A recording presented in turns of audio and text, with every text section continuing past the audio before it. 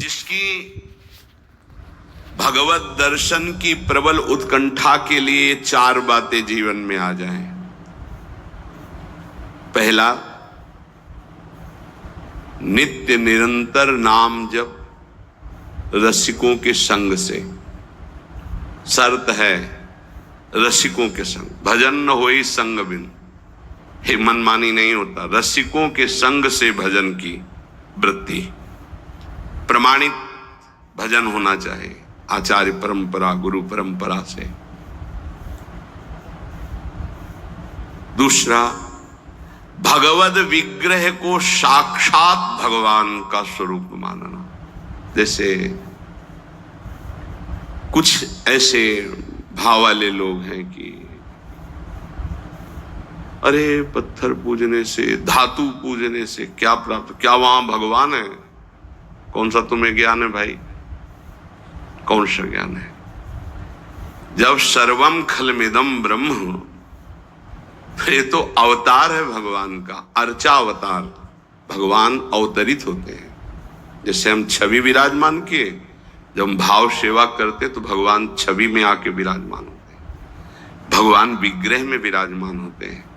ये श्रद्धा और विश्वास का विषय है, ये नास्तिक लोगों को समझ में नहीं आएगा। जिस मूर्ति को आप, जहां मूर्तिकार निर्माण कर रहा हो वहां देखो,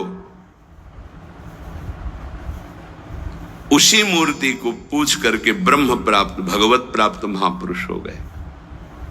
प्रेमाश्रुओं से अभिषिक्त किया है।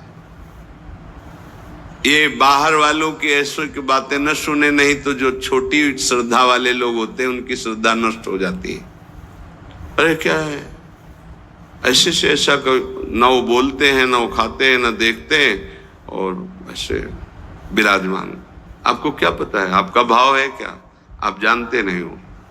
भाव आ जाएगा तो साथ चलते हैं, बोलते हैं, खाते हैं, देखते हैं। भाव का खेल।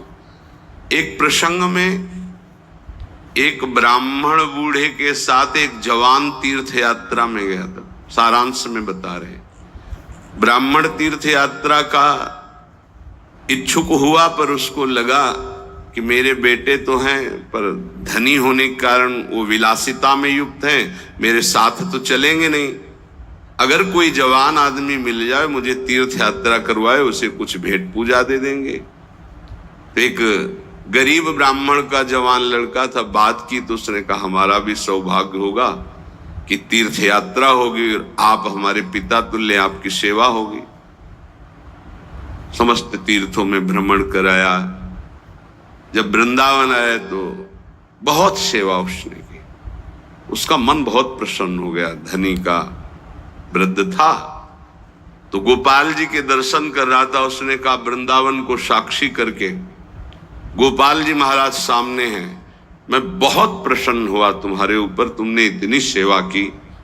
एक बेटी ब्याह योग्य है, मैं तुम्हें ब्याह करवा दूंगा अपनी बेटी से।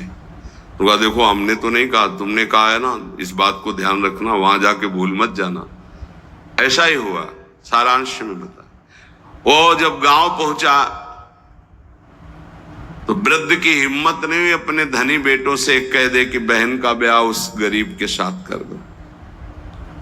काफी दिन हो गए, कोई चर्चा ही नहीं, तो ब्याह की बात थी। उस गरीब ब्राह्मण ने जाके कहा बूढ़े ब्राह्मण से कि आपने कहा था भगवान के सामने कि अपनी बेटी का ब्याह तुम्हारे साथ कर देंगे।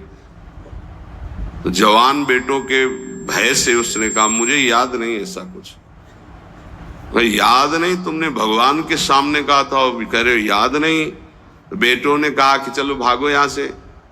भगवान के सामने कहा बुलाओ भगवान को, अगर साक्षी दे देंगे तो हम बहन का ब्याह कर देंगे। बोले पक्का? तो उनको पता था कि मूर्ति कोई बोलती थोड़ी, चलती थोड़ी। उनका हाँ पक्का। बोले पंचों के बीच में बोल दो।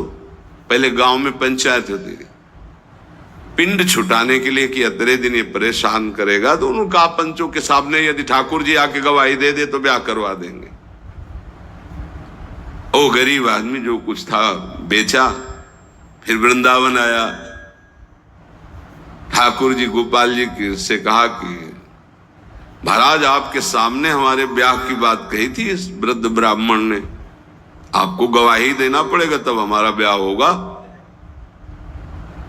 हाँ, कौन सुने। समय हुआ, ठाकुर जी का शयन भोग लगा, पट बंद हो गए, वो बैठे ही रहे बाहर।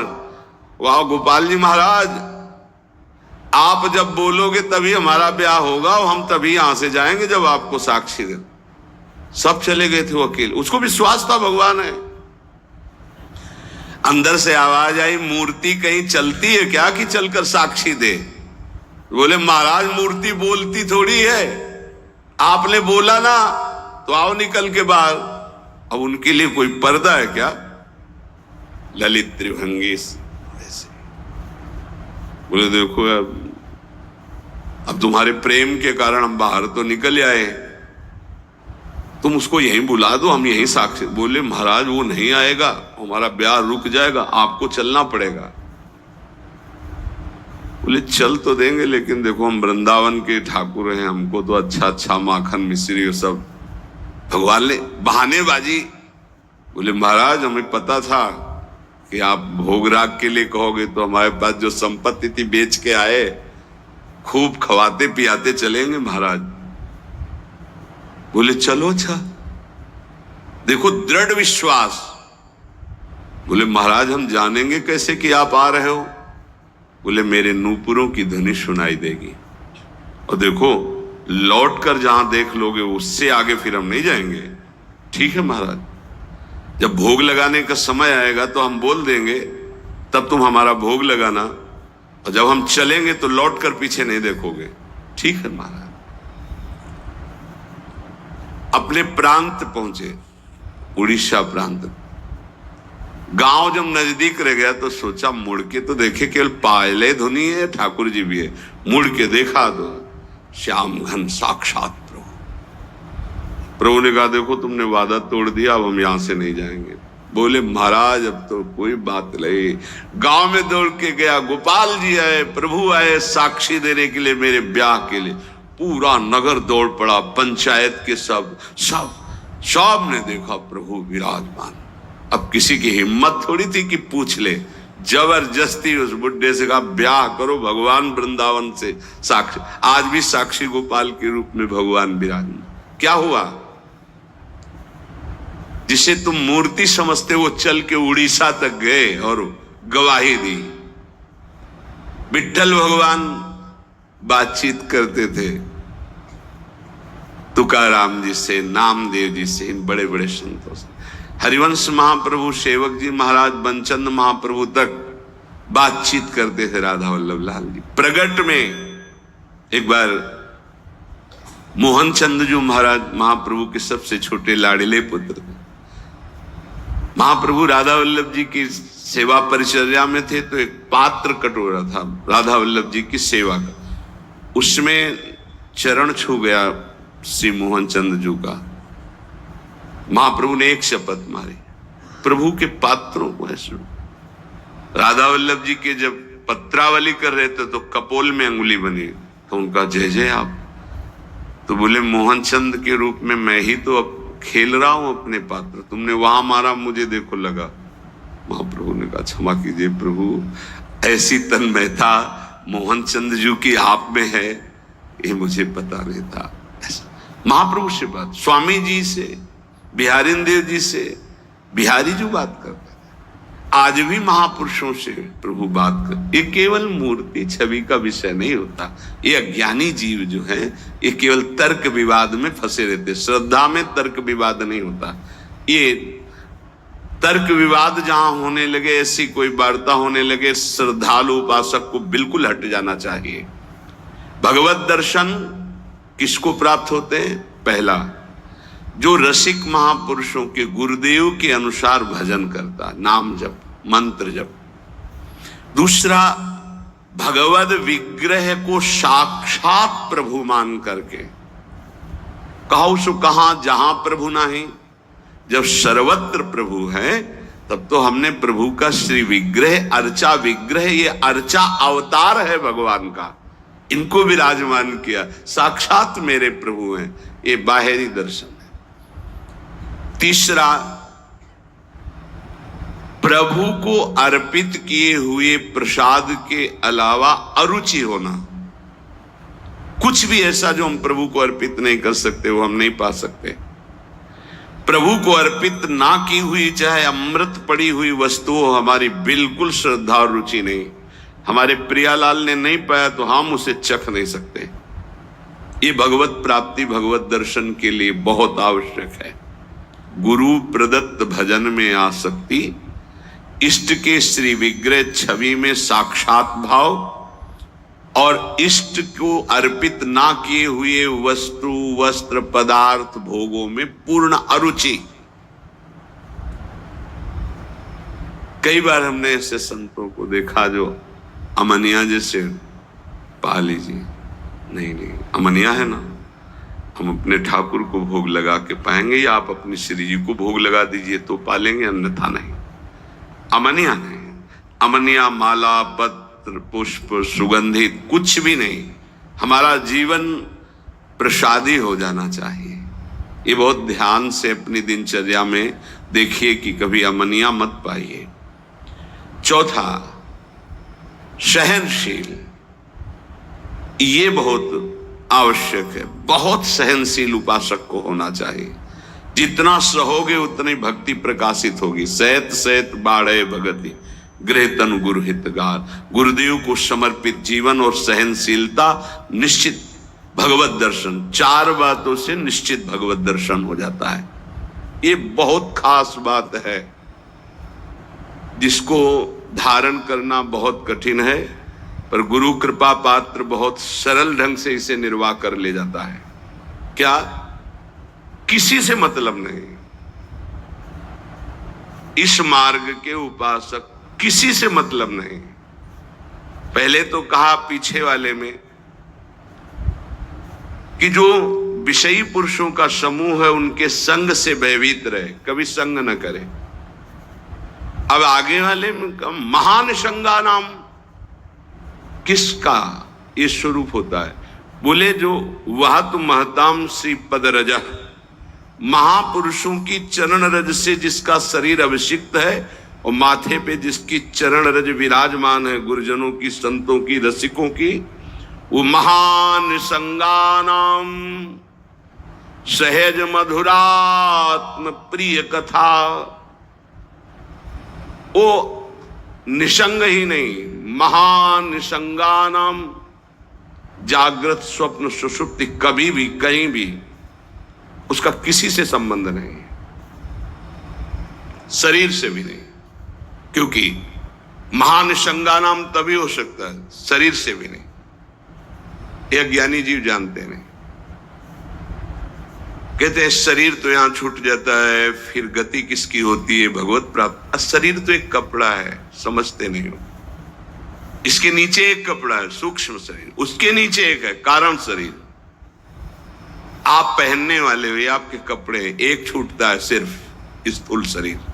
सूक्ष्म शरीर और कारण शरीर को लेकर के बार बार जन्म मरण होता रहता है, कपड़े बदलते रहते हैं। और जो जीवन मुक्त हो गया तो तीनों शरीरों का संबंध खत्म और दिव्य चिन्मय चिदानंदमय शरीर को, भाव देह को प्राप्त करके चिन्मय धाम में, चिन्मय लीला में, चिन्मय प्रिया प्रीतम के समीप हो जाता है। वो महान संगानाम, साधक का स्वभाव ऊपरी बड़ा ही रुक्ष होना चाहिए। साधक का रुक्ष, सबको ये लगना चाहिए कि बड़ा बेरुखा आदमी है ये, बच जाओगे। गोस्वामी जी ने भी लिखा है, गिरा अरथ जल बीच सम, कहियत भिन्न न भिन्न, बंदो सीता राम पद, जिन्हि परम प्रिय खिन्न। खिन्न मानसा, किसी से कोई संबंध नहीं। कोई बात करे तो उदासीन होकर बात करे, उसको रस ना मिल पावे, उसको प्रियता समझ में ना पावे। साधक की बात कह रहा हूं। आगे चल के तो सब जीवन शुभ प्रीति रीति निभात अपनी, वो स्थिति आ जाती है। पर साधक को चाहिए वो अपना बाहरी स्वभाव उदासीन रखे, खिन्न रखे। ये हर समय भाव चढ़ा के बात करते हैं, इनका तो कोई प्रेमवादी से लगना चाहिए। मुस्कुरा करके बात करना ये आगे चलकर आता है। हंसी बोले बहुमान दे, बहुमान किसको दे रहा? आराध्य देव को। वो हंस किससे रहा है? आराध्य देव से। साधक की हर समय स्थिति ऐसी नहीं होती, इसलिए उदासीन अति रही गोसाई। पूज्य श्री गोस्वामी जी महाराज कहते साधक को उदासीन रहना चाहिए, बाहर से गंभीर, हंसी मजाक बातचीत गंभीर। सत्य बात तुम्हें बता दी, स्वीकार करो ना स्वीकार, आगे चलती है। उदासीनता, गंभीरता, खिन्नता ये साधक के स्वभाव में होनी चाहिए। बहुत मिलनुआ स्वभाव, हंसकर बात करना, ये आगे चलकर, अभी नहीं। उसको दबाओ उस वृत्ति को। बगल से कोई निकल गया, आपको राधे श्याम कहने की स्मृति उससे नहीं आनी चाहिए। कौन निकला आपको पता नहीं। दर्शन कर रहे हैं, कभी कभी ये भी पता नहीं चलता कि प्रभु पोशाक कौन धारण किए।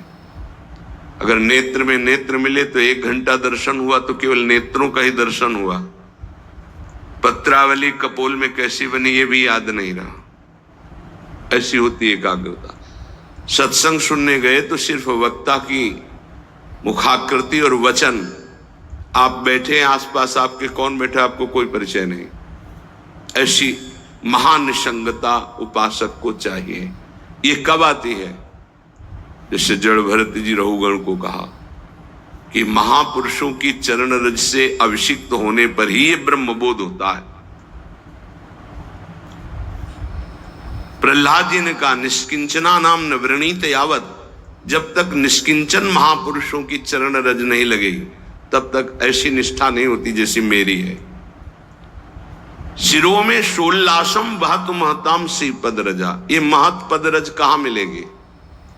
हर कण वृंदावन का ये महापुरुषों की चरण रज, प्रियाजू की चरण रज महापुरुषों के आंसुओं से भींगा हुआ है। जहां की भी रज मिले उसे अपने धरोहर के रूप में, संपत्ति के रूप में, जैसे बहुत बड़ी क्या धरोहर, ये प्रिया प्रीतम की संपत्ति, प्रेम संपत्ति प्रदान करने वाली, इसे आप लगाओगे तो आप सुरक्षित हो जाओगे। ये कवच है। कई बार शास्त्रों बारे चर्चा हुई है, पर बड़े भाग्यशाली साधक उपासक उपासिका होंगे जो इस बात को स्वीकार किए हैं कि रोज स्नान के बाद शरीर में रज लगाते हैं।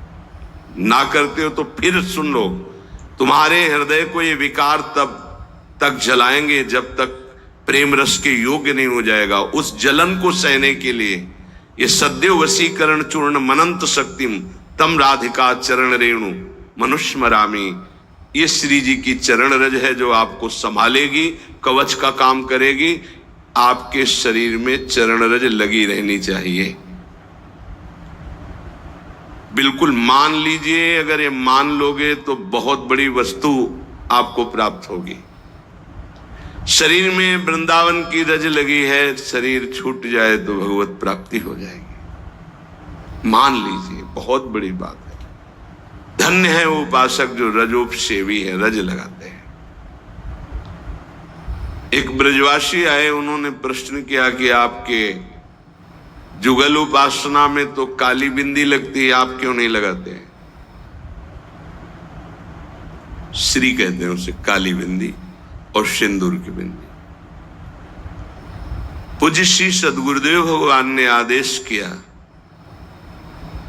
त्रिपुंड लगाते थे जब शरणागति का, कि हम आचार्य आज्ञा से चलते हैं।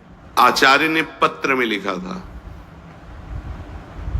वृंदावन रजोप सेवी जोरी सुमिरन बाचनो, वृंदावन नित्य विहार चंदन लेनो।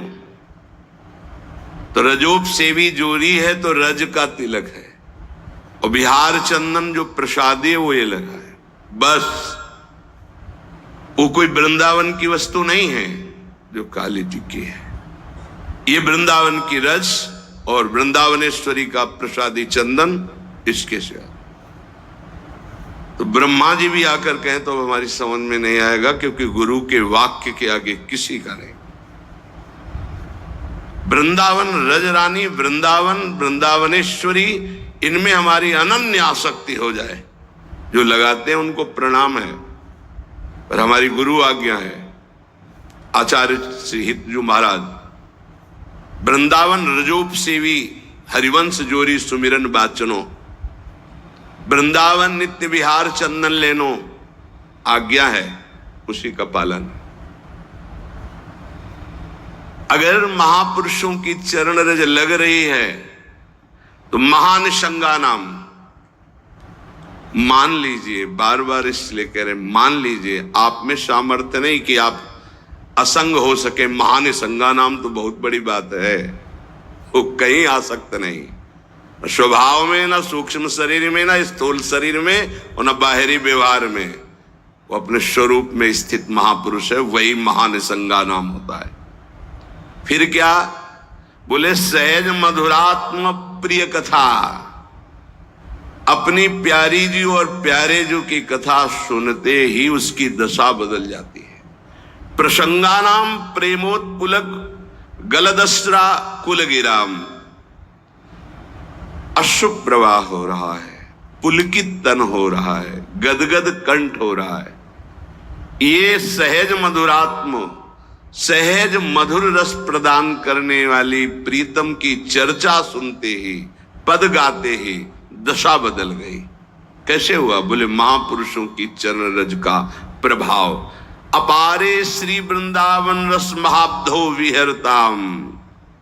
इस महाप्रेम रस के अपार समुद्र में विहरण करने वाली, जो जुगल जोरी विहार करने वाली श्री श्यामा श्याम है, इनके प्रेम में जो उल्लसित है, उनकी चरण रज सदैव मेरे माथे पे लगी रहे। तो सदा राधा कृष्ण प्रणय पुलकासुत गमभृतः। राधा नाम सुनते रोमांच हो गया, अश्रु प्रवाह होने लगा। श्यामा श्याम की बात सुनते ही, पद सुनते ही पुलक, पुलकावली, अश्रु बहने लगे और देह कंपायमान होने लगी। ये बड़े भाग्यशाली, इसमें जानबूझकर नाटक न करे, स्वाभाविक आ जाएगा। नाम जप करो, रस सिंधु वृंदावन की रज लगाओ और रहने से रहो तो स्थिति आ जाएगी। एकांत में चिल्ला चिल्ला के रोने का मन होता है। जैसे डकार आती है ना, तो उसको निकलना ही पड़ेगा। ऐसे रोना आता है, स्वाभाविक। क्यों रोना आता है? कुछ चाहिए, कोई दुख, कोई विपत्ति? नहीं, स्वाभाविक। वो एक प्रक्रिया है उस प्रेम की। रोना आता है, हल्का हो गया, रोया, थोड़ा शांति। अगर रोएगा नहीं तो रह ही नहीं सकता। उसकी दिनचर्या है रोना, कभी भी कहीं भी भाव आ जाएगा। किशोरी कंदर्पा कुल कनक गौरांग लतिका। जो किशोरी जो हमारी गौर वर्ण है, जो कनक लता है,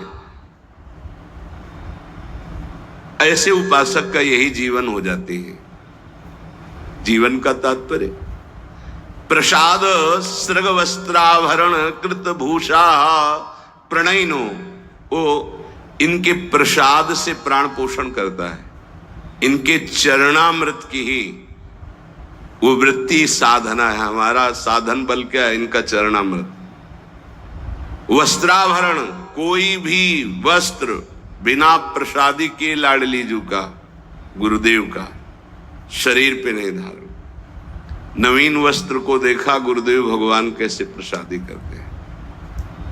पहले उसे धोते हैं, प्रक्षालन करते हैं, फिर सुखाते हैं, फिर श्री जी के सिंहासन में स्पर्श करा के रजरानी में ऐसे 1-2 बार फिर उसे धारण करते हैं। श्री जी का पहले धोते हैं नया वस्त्र, श्री जी के सिंहासन को अर्पित करके फिर रज रानी में 1-2 बार लोट लगा के उस वस्त्र को फिर धारण करते हैं। वस्त्रा आभरण प्रसाद, प्रसाद स्वरूप ही हमारा भोजन है। प्रसाद चरणामृत, प्रसाद वस्त्र आभरण, प्रसादी माला, प्रसादी पुष्प, प्रसादी इत्र, इनका बड़ा आदर करें। श्री जी का प्रसाद यही हमारा जीवन है। अगर अमनिया आप पाते हैं तो आपके हृदय में भाव सूखने लगेगा। अगर जग भी गया है, अमनिया जल भी नहीं, अमनिया भोजन भी नहीं, प्रसाद। प्रपद्ये श्री वृंदावन भुवि विचित्राखिल कलाहा, समस्त कलाओं में जानने वाली शिरोमणि श्री लाडली जो ऐसे उपासक के हृदय में अपनी समस्त कलाएं प्रकाशित कर देती, अर्थात वो सहचरी भाव को प्राप्त हो जाता है। विचित्र अखिल संगीत गायन कलाओं का, चतुरता का वो मूर्तिमान स्वरूप हो जाता है। ऐसे में वृंदावन की भूमि में उन प्रेमी जनों का आश्रय लेता हूं जो ऐसे जिनका जीवन हो गया है महानिसंगा नाम, किसी से संपर्क नहीं, और श्री जी के प्रति किशोरी कंदर्पाकुल कनक गौरांग लतिका, जो गौरांगी श्री प्रिया जो हैं, लाडली जो हैं, जो श्याम तमाल की कनक बेल की तरह विराजमान हैं, ऐसी श्री स्वामिनी जी के प्रसादी से ही जिसका जीवन यापन होता है। ऐसे में रसिकों को इस वृंदावन भूमि में माथा रखकर प्रणाम करके उनकी चरण धूलि माथे पे धारण करता और उनका संग करने की अभिलाषा करता। ये भगवान की विशेष कृपा है कि हमें ऐसे महापुरुष रहनी बता रहे हैं। अगर प्रसाद का आप महत्व धारण करना प्रारंभ कर दिए हैं तो बहुत जल्दी प्रेम जागृत होगा। प्रसाद पर प्रसाद बुद्धि रखिए, राग द्वेष उस पर न रखिए। ये पदार्थ नहीं पाना है, ये पदार्थ अनुकूल है। प्रसाद में प्रसाद बुद्धि रखिए, न फल बुद्धि, न अन्न बुद्धि, न भोजन बुद्धि, न स्वाद बुद्धि, प्रसाद बुद्धि रखिए। प्रसादी वस्त्र को प्राणों से भी अधिक प्रिय मानिए। प्रसादी माला पुष्प मिले तो हृदय में आह्लाद होना चाहिए। सीधे मेरे प्रभु ने प्रसन्न होकर मुझे प्रदान किया है। दे कोई भी, लेकिन मेरी प्रियाजू ने मुझे प्रदान किया, एकदम आह्लाद, वही आपको प्रेम भाव में ले जाएगा। प्रसाद में भगवत बुद्धि बहुत ही पवित्र हृदय में होती, नहीं तो प्राय नहीं होते। प्रसाद देखते ही श्री जी का प्रसाद, ओह वाह, पुलकावली हो जाना। महाप्रभु चैतन्य देव को जब वृंदावन से कोई भी प्रेमी जन जाते, गुंजा की माला, टेटी का अचार, ऐसी वस्तुएं बार बार उनको हृदय से लगाकर अश्रु प्रवाह करते। श्री कृष्ण ने कितना प्यार किया, मुझे प्रसादी भेजी। वृंदावन की रज, वृंदावन का कुछ भी